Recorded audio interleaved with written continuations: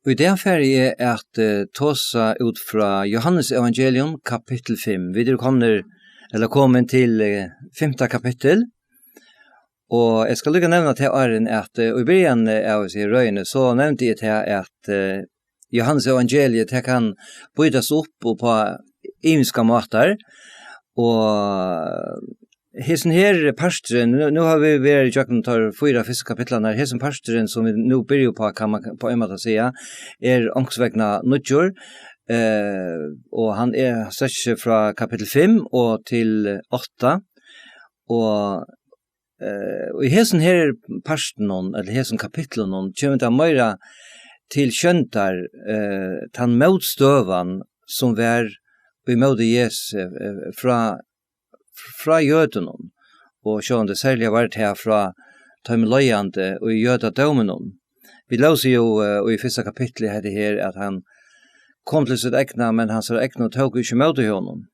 Men I det kunne vi som godsfolk lære nække av tog. Vi kunne med annet lære av som personen at det eller hvordan området det ikke at djevast og hånden høyast til at det kan være motgångt og motstøva.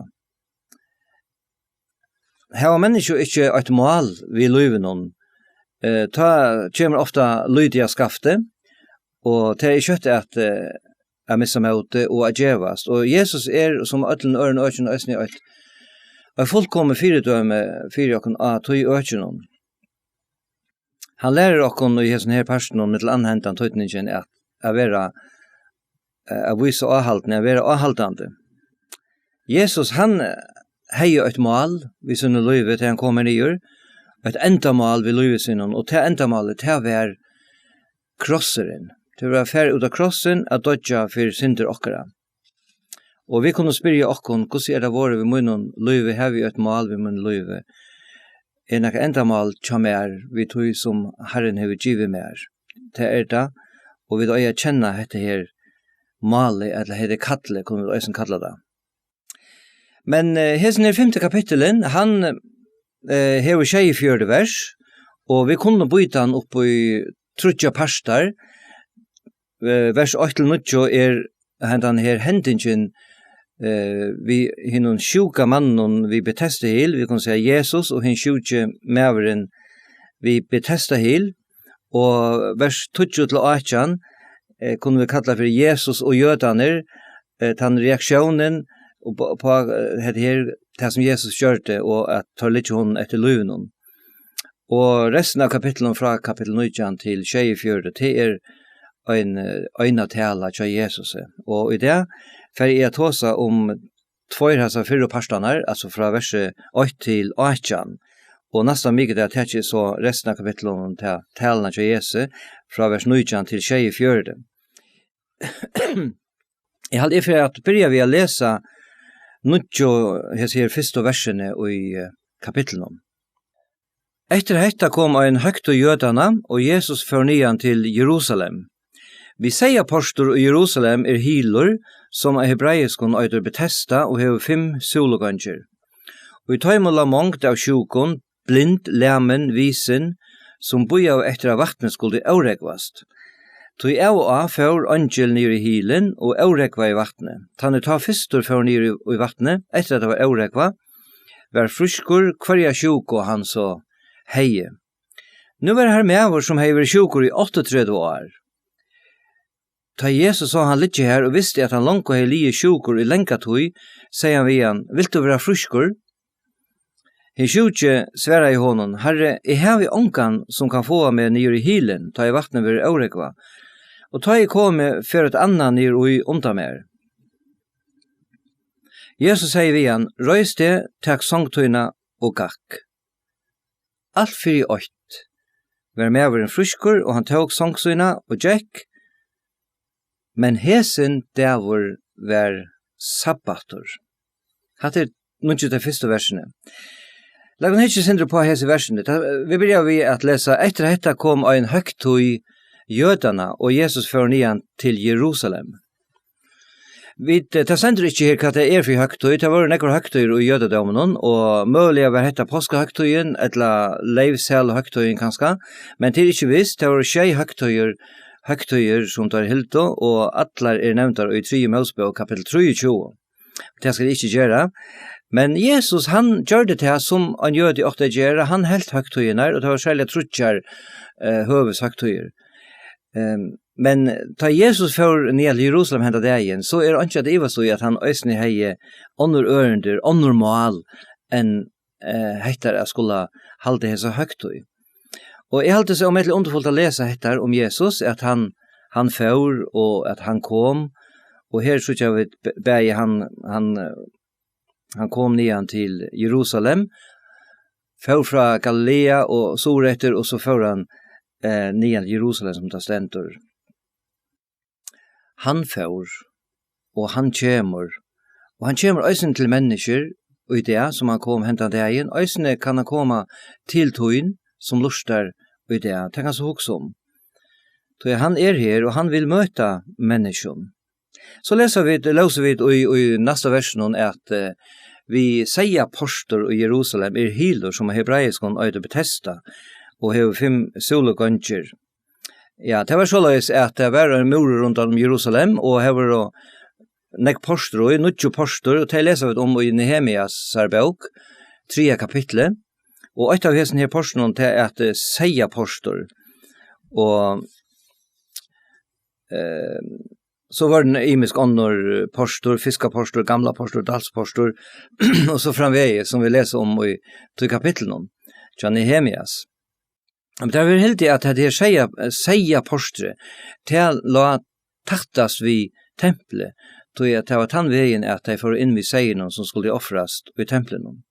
Så leser vi det også til i hessen her versen at vi seia postor i Jerusalem hilor som øyder betesta. Det som kanskje sin hovedkjente vi tog i at det sender at det er en healer, eller at det er en healer som Johannes sier til, så kunne vi tog om det, at hentan hendingen som vi leser om i sin kapittel, hun får fram om løy 28 år etter Kristi føying, og man heter ikke skriva for en Johannes evangeliet som vi har vært inne på, ganske et sted mellom 45 og 55 etter Kristus, det vil si en 30 år 17. Og vi vet at fra søvn jo at Jerusalem ble lagt i øye i år halvfjers, det vil si en 25 år etter at Johannes skriver dette her. Men han skriver at her healer, og det ser så ut som at hessen healeren, og kanskje øyne heter seierpostere framveis stod oppe, og at healeren framveis var her, ta Johannes skriver dette her. Men så skriver han her at det var 5 sologanger øsne, og det var sånn åpen plass her mennesker kom til å være, og øsne det var her som mennesker lå sjuk som vi var lyset om. Og hessen hileren ble kallet for Betesta, og det merker hus nøyenar. Og så løser vi det her, at her og hessen her, og i vers 3, at og hessen her, solgången og her lov og mångt av sjukon, blind, læmen, visen, som bor etter vatten skulle øregvas. Visen, det kanskje kjøttsamt år, og det lykkes tog som vi i dag kallar for fjellbreka kanskje, det var øyelig sjuk, mange av menneskene, og så er det som stender her, blind og læmen, alt mulig slø av sjukon, og det lov her. Og anker har sagt det på tammaten, dette her en øyelig gav mynd av støv og menneskens utan god, og til hjelperløse og til vønløse som menneska ui. Og hese støv alle mennesker, da det ikke kommet til Jesus som kan grua og frelsa. Og i 4. verset leser vi dette her så at tog av og av for angelen i hilen og avrekva i vattnet, ta fyrstur for nyer i vattnet, etter at det var avrekva, var fruskur hver sjuk og hans og heie. Det et ekkert kjølsansvers, og en kjølsom henting, vi snir anglene som fornyer i vattnet, avrekva i det. Og vi leser ikke om noe slukt, noe stedene i Bibelen, og som jeg halda til at de som lå her, og folk annars, de hildo att det var en angel som för ner i vattnet, alltså att det var en slags patrik som var, och det halde det ut fra tog at det verset her, og en sørste setning og 3 vers til stand ikke den første,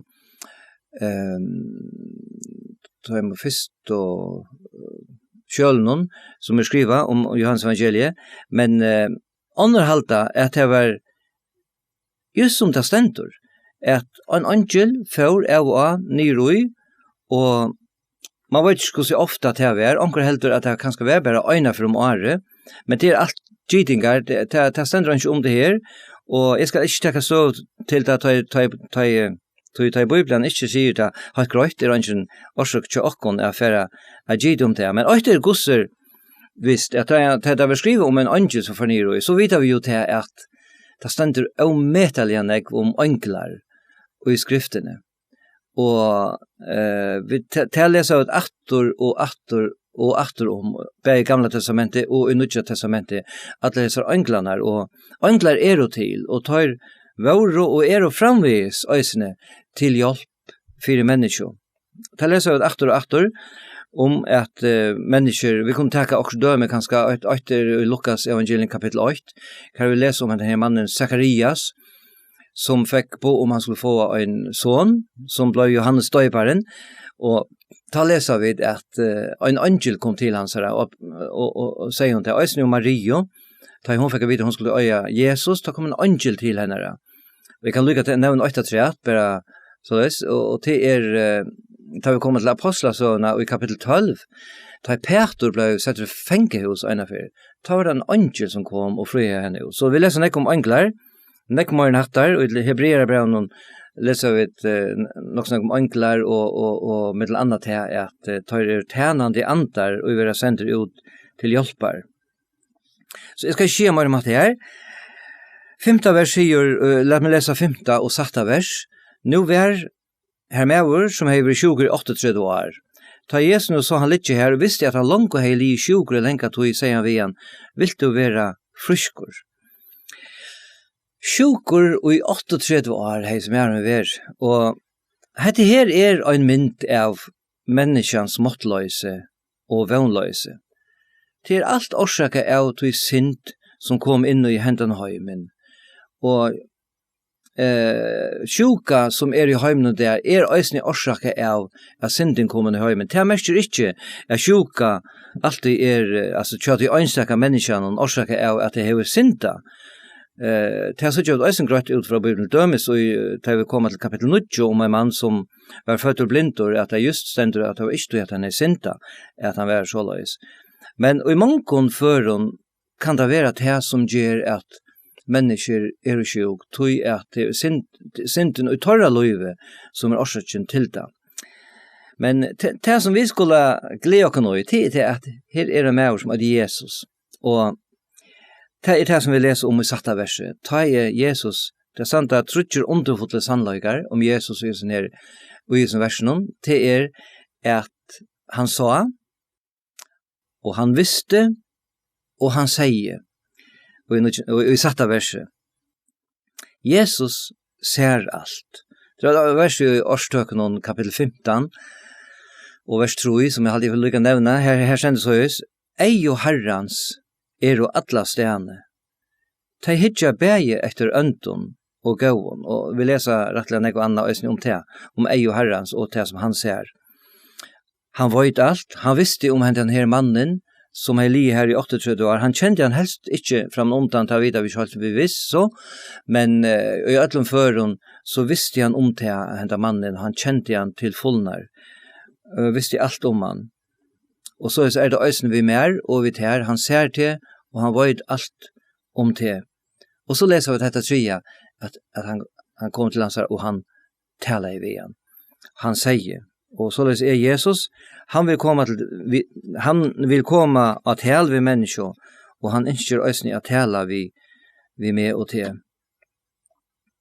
Og så, pura sjølvbøyen, kan si, og byen, og vanta øysene, så venter han seg til hentan mannen og sin større nøye, og sier vi han, vil du være friskor? Det kan tidsas en rettelig løyen spurningur å spyrja en mann som li 38 år sjukur, om han vil være fruskur. Men sjående, Jesus, han visste alt, og han visste øysen til at det som han ville være fruskur. Men vi kunne lære två lærdomar på ursen her, Jesus spyr han det. Ta fyrir tid til at det som li sjukur i 80 år, at han hei mist møte, ta sutt av det, om nekran til å gjøres fruskur, og eisen heter ongen leinak ujan, men så kommer jeg med over her, som viser omsorgan, og som legger ui han, og heite ein av underfotlast dikten, kan vi si, eller til største nøyene som vi kunne oppleva ved Jesus, at han hever omsorgan for mennesken. Vi leser om det, i evangelion 8 og 8, det her at hon tykte hjertaliga sint i mennesken. Og det er så gjør vi tjøkna alle bibelene, og øysen i gamla testamentet god, hvordan hon langtes etter at mennesker skulle komme til hans herre, og hon tyktes hjertaliga sint i mennesken. Og således øysen vi Jesus. Det som vi kan lære, det her at det som Jesus ville vi her som spurningen, ta han spurte det som han fram og undan visste, vil til å være fruskur. Det var for at få mannen, eller høyre øyne gjøttan fra mannen om hans hjelparløse og hans vøgnløse. Og således det vi Jesus, og således det øyne vi vidjande frelsene. Han vil høyre fra oss. Og vi vilja, og vi kommer her til, at vi gjøtta, at vi syndere, og at vi okkon tørvar frelso.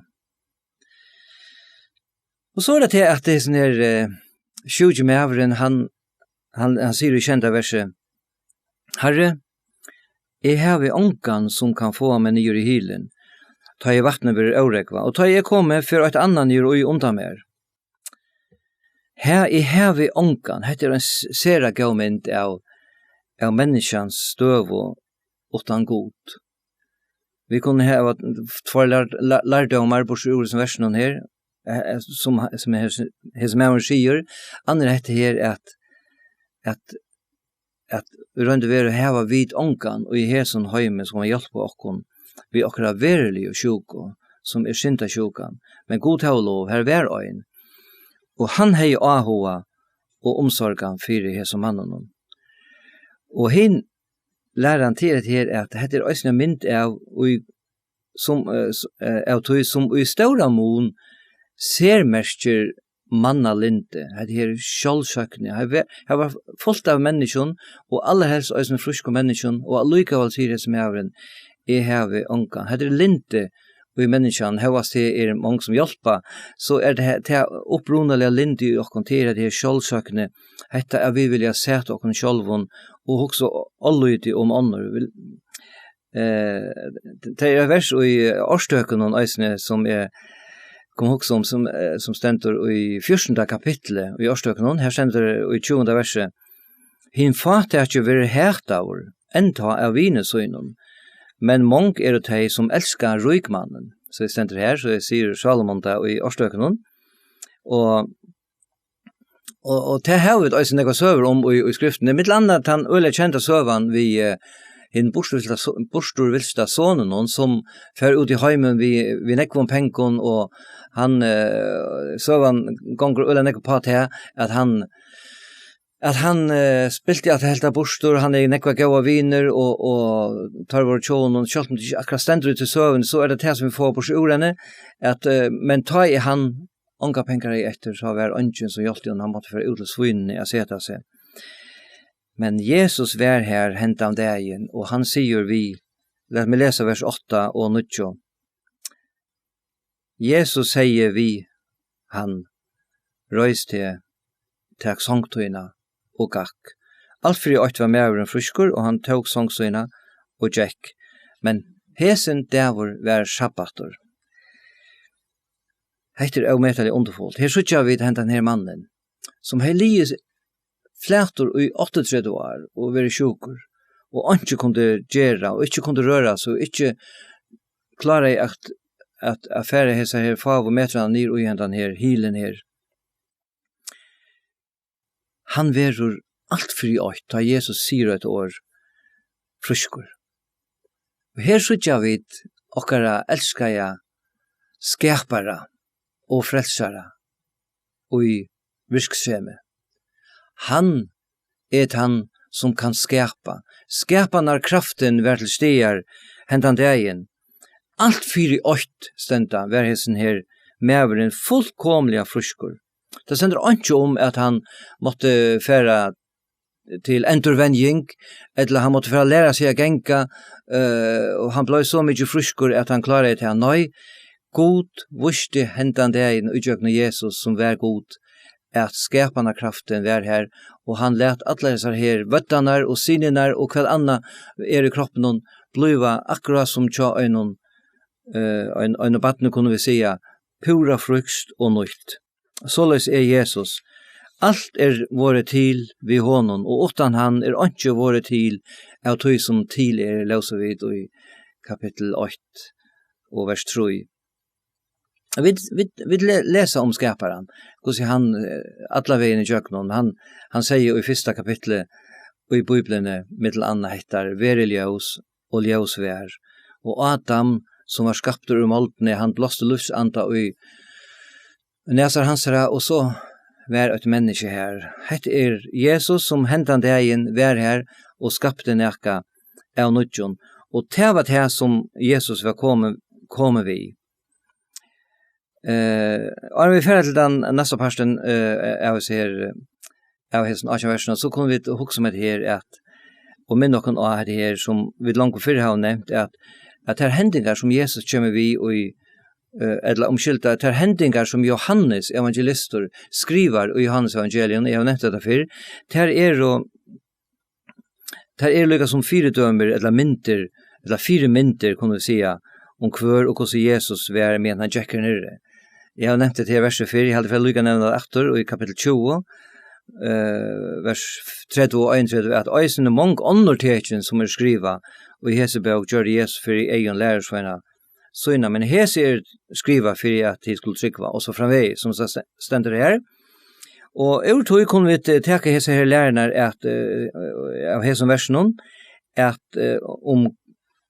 trutja lærer til goddomløyke Jesus her, omsorgan Jesus her, og løytan Jesus her. La meg nevne til om goddomløyke, han kjente framan undan, og visste alt om andre mannen, så han var god. Det var det fyrre. Det neste at han så å si endor skapte hentan mannen fullkomliga, og han var som en unge mæver fullkomliga grøtter. Omsorgan hansara, at vi kan hukse om heter sjøvan, hun viser okken omsorgan og stora karlaga Jesus til mennesker, og eisen heter at Jesus kommer til hansara, og spyr han hentan her setningen, vil du være fruskur, viser okken grøyt, hvor stora omsorgan han heier 4 hesemannen, og hvor stora omsorgan han heier 4 mennesker. Og så eisen heter, vi kan undra okken og kan hukse om heter her, kvært vi ödlen hine mennesker som lov her. Hvordan spør det til at han får til henda mannen? Og til har vi ikke nekka øyntøyet svær på, annet enn til vi skulle huksa at hesa søvna forteller Johannes, og sier okken tjøkken henne at Jesus hever omsorgan 4 til øynsteka. Løytan Jesus etter hinnom øynsteka, kunne vi kalla det. Hukse om hettar, at han løytar opp øynmann som ligger her, og han ikke har kommet til ved han. Det størst. Men så leser vi hettar, og i hesen versen til nødkjenda, det sørste setninger. Men hesen dævor vær sabbator. Og her kommer en vent, og i hentingene, og jødene tar komma fram i kan man säga. Jeg hadde ifra lesa vers 20 til 18, så vi kunne få en sammanheng i hva det som hender. Altså, sørsta setning og nødkjenda verset, men hesen dævor sabbator, vers 20. Jødene skjøtte tog vi han og grøttevær, til sabbator, til det ikke løyvligt å bære sångjena. Han sverre i honom, han som gjør det med fruskan, sier vi med, tek sångtøyene og gakk. Tar spurte han, hver vært han med som sier vi til, takk sång til gakk.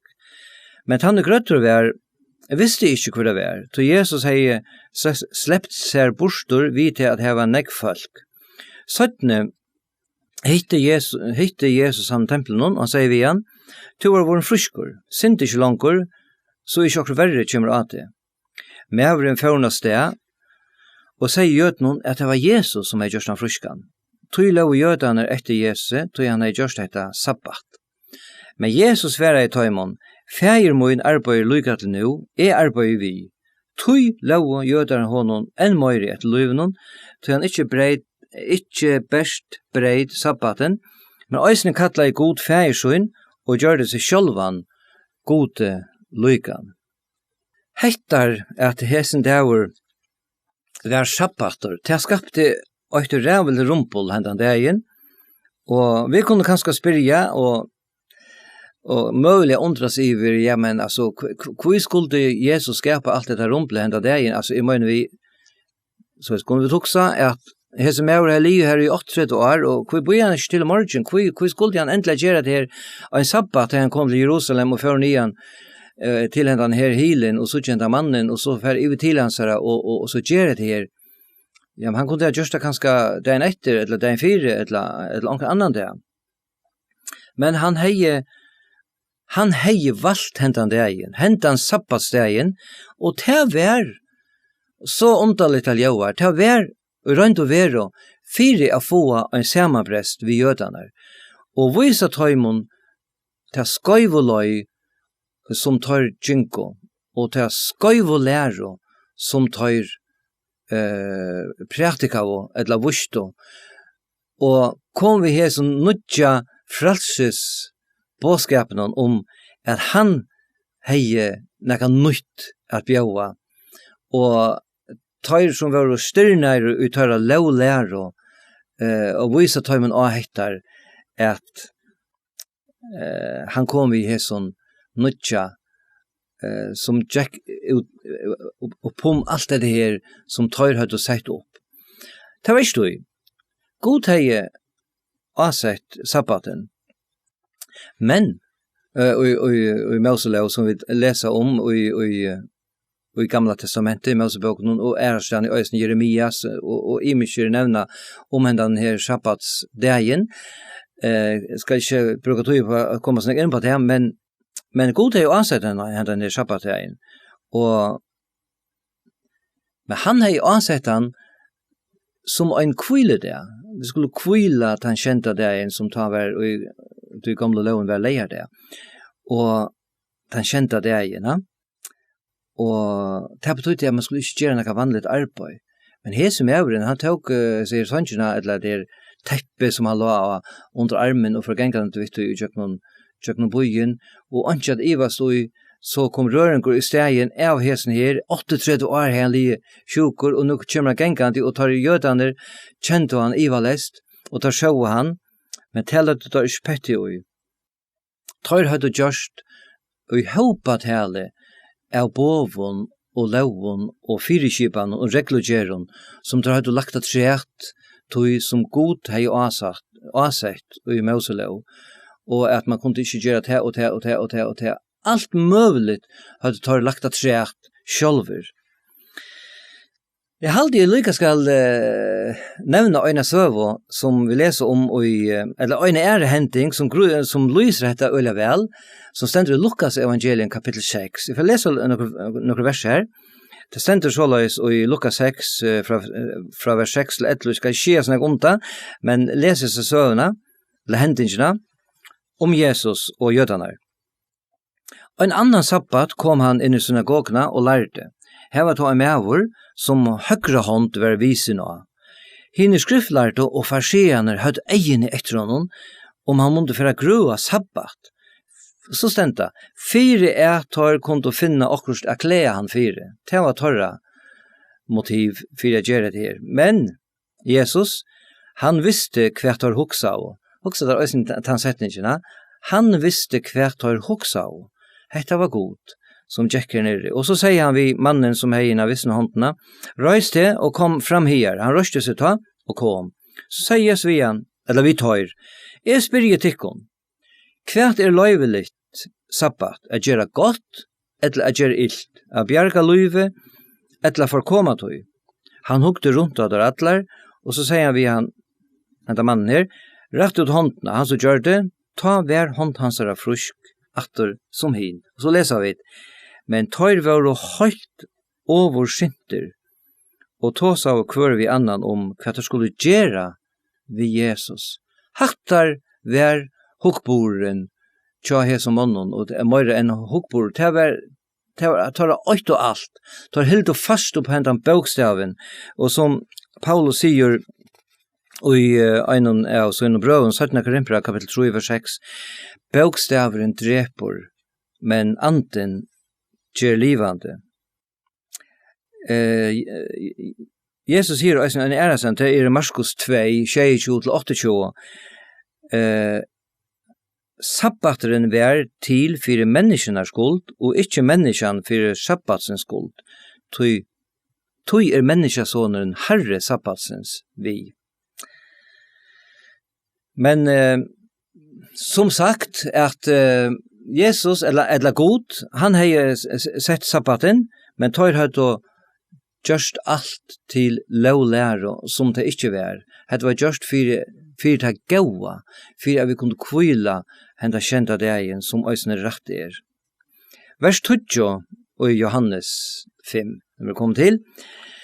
Jødene skjøtt og tog vi han og grøtt og vær til sabbator, det ikke løyvelig å bære sannsyn av vers 11, og han sværa i tøymen, han som gjør det med fruskan, sier vi med takk sangtøyna og gakk. Tar løtt ikke petti ui om hans mævren, tar alls ikke gledast iver hetta som var hent vi noen, hetta fralse som han har finnje, tar ikke sutja til, og tar løtt ikke petti ui om han var våren fruskur, tar hilde bara fast på sina gamla læror.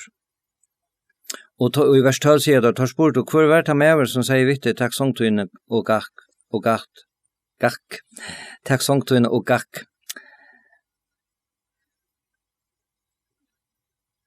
Og tillukka som tar sida vi igjen, altså glöm at her vi er så grøyngene, hvor det som gjør det til fruskan, da vil du bare ha fæt med mannen.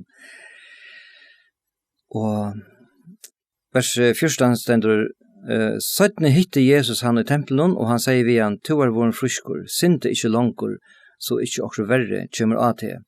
Hette verset her, skulle vi lykka stekka utsynde vi, Jesus hitter henta mannen 17, vi vet ikke når det var, om det var 17 om dagen, eller sinte 17, men ta hittar han i tempelen, og ångstykken til, han var færen nu, i hessen her med avren, det var ikke med det første før han var i tempelen, og det var her, hva kom han i tempelet til, man kom for at æra god, og at tilbe han, og selv om det ikke stender, så det helst det som han gjør det, han lovprøy seg gode fire, at det store underverste som var hent vi gjennom, og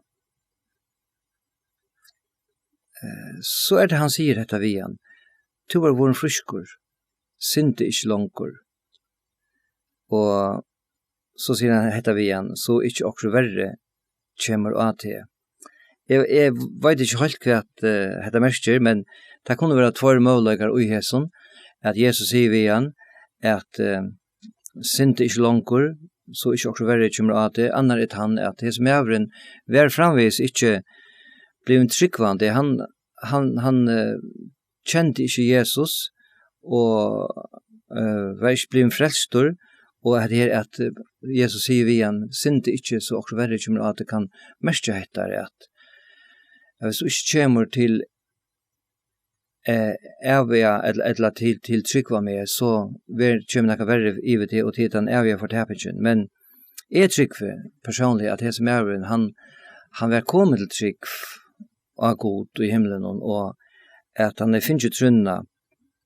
Ta Jesus sier vi han, røys til, tog at vi sier til at han gjør det etter Jesus, han troer, og han røstest, og han får inn til øyne, og til neste tid til at han får inn i tempelet, at tilbya, og så øyne heter, at, som vi leser i 15. verset, som kommer på at han at Jesus mæveren, han får ta til oss det, og sier jøden at det var Jesus som hei gjørst han fruskan. Vi vet ikke akkurat hva han gjør det til motivet til honom, men det som vi kunne få på skjordet tid til, at han får til lærersvennerne at vittna for dem. Han var ikke bensje for jøtene langer. Han visste til at det var over om at det var jo sabbat, og han får og vittna i 4 timen om det her. Om det er det rette utleggingen, vet jeg ikke, men så skulle vi tuksa, og hva vil det så si da jeg sagt vi en og tror Jesus sint ikke langer.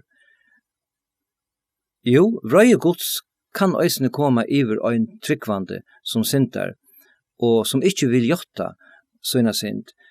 Det er ikke lyga mykje gosse vid liva etter at vi er frelst. Liva vid bara just som vi vilja, etla liva vid etter vilja gods, og gjøre det som han ønsker. Og vi kunne tenke det til okkara at han at halda vi fram og sint just som ikke var hent, kan det hava alvarsamar fylgjer for liv okkara som tænarar herrans. Og videre, og brukelig, vi kallar okkom kanskje kristin, men liva fullkomliga som bøtten heimsyns. Vi må kanskje enda spyrja okkom sjálv, jeg frelstor, og sjálvande jeg ikke til, så kommer det sørste enda okkur verre av meg. God er en alvarsam og god, og det sender er så som vi sjåa skulle vi hesta. Men her er heimsins frelsare og i tempelen henda dagen, og han hei framvis omsorgan fyrir heson øyna mannen. Han er en personlig frelsare. Han ønsker at vi skulle komma til han og oppleva han personliga, og han vil bli personliga tala vi mennesker. Så Mauren, vi leser i 15. verset, Mauren førna sted og sier gjøtnen at det var Jesus som vi sett i Johanne. Og vers 16, at tog lov jødene etter Jesus, tog han gjørst etter sabbat. Det var litt andre mennesker som vi var inne på, og tog at loven som tar seg til forbi at det kunne gjøre sabbat. Men så er det vi leser her med enda noen av hesen her, 18 versen og 16, men Jesus var i taimon, fægir mun arbeid lykka til nu, arbeid vi. Det er underfullt. Fægiren arbeider, det ikke underfullt å vite at fægiren arbeider, og det som han arbeider vi, det er på at vi kunne bli frelst og komme kjenne han, og det er det som han ønsker. Og her er samarbeid mellom tørboer, og nå vil han øyne hava okkon samarbeid. Hva er arbeidet i tøynen og i munnen hjärsta fyrir herran? Og så leser vi dette her til søgnast, at vers 18, «Tøy lau jøtaner honom enn møyri etter løyvenon, tøy han ikkje best breit sabbaten, men øysene kattla i god fægirsøyn, og gjør det seg sjølvan gode løykan. Han gjør det seg sjølvan gode løykan, men han var ikkje bensjen fyrir å vise at tar just våro jaunløykar, og hette her at han gjør det seg sjølvan løykan, som tar måtte øysene i asana, eller tar som det som tar skjøtto her, det var han sannløyken som var. Og Jesus visste det aktor, han visste det i verset, han visste det i kunnskapet, at det var jaunløykar, han visste det i hesen at røyse opp fra deion, og at være artur, og at hava løyvis av sjølvun, og så framvegis, og derfor har vi det hitje på nasta mykje det, noen av hesen tingene som standa ut i talene som Jesus helt, da han var livet at tjekka, skal man säga, eller jødene var litt under tjekka, så han tar brev han å tale fra vers 19 til 24, som vi skulle teka nasta mykje det. Så skal vi bya sammen. Gå feier, vi takkar deg for at vi da kunne være her i det, og vi takkar deg for tar hendingar som vi leser om i Johannes evangeliet og eisen hjertar, om henda mannen som du komst til. Takk for at du kommer til mennesker, og takk for at du ønsker å komme til hver øynstekan som lønges etter det her feir. Takk for at du takker deg for, og vi ber deg om at det må være mennesker som takker og imøter det her da du kommer. Takk for at du er styr feir, og at du ønsker å tale ved mennesker. Vi legger oss tøyner henter og ber deg om tøyner sikning, legger alt tøyner henter til land og til folk. Og takk at her for frelsene som vil øye, og jeg tror at du vil til færre ut av Golgata Kross for oss. Takk for alt. I Jesu navn. Amen. Amen. Så fer jeg etter det Røyna Sinja sang, og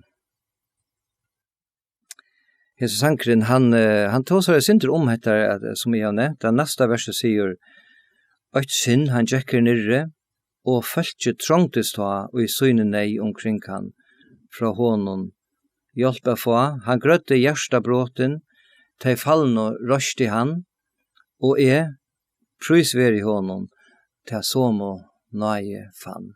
Skal jeg synge henda sangen.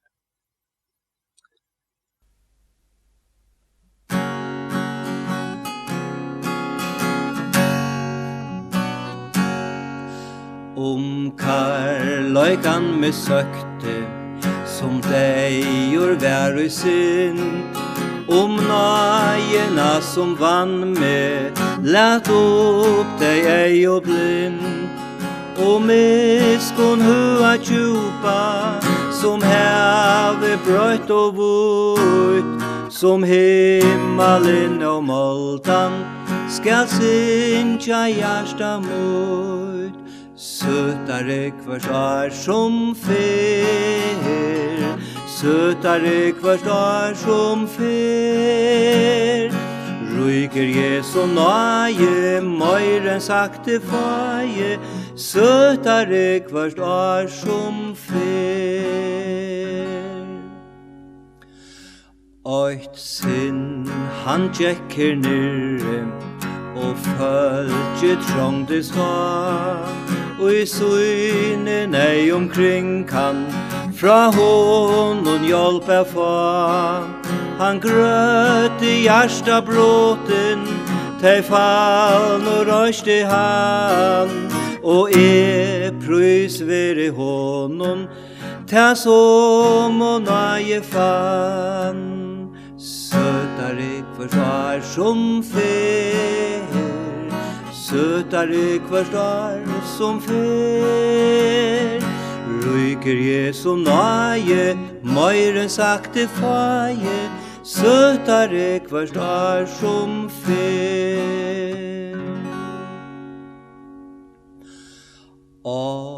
Underfotla nøye, som tolte fire med, ta svar og krossens enkest, ta kvöld av deians ve. Vi høyle vond i himle, han møy sångor kom alt som liver andar, kom prøysans navne ber. Sötare kvarsar som fer, sötare kvarsar som fer, ryker Jesu nøye, møyren sakte faje, sötare kvarsar som